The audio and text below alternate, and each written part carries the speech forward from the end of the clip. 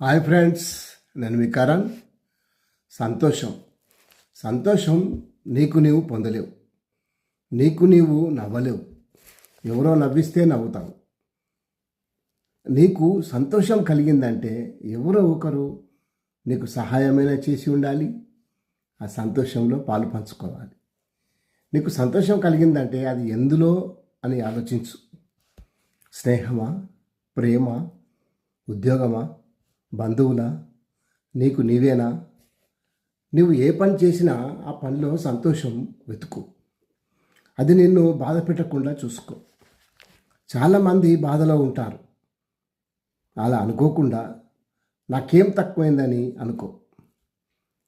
ఉన్న దాంట్లోనే సంతోషంగా ఉండాలి, తృప్తి పడాలి.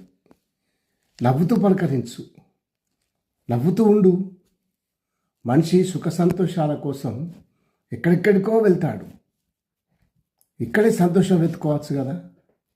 బాధ ఊబిలో నుండి బయటపడే మార్గం వెతుకుతూ సంతోషాన్ని వెతుక్కోవాలి.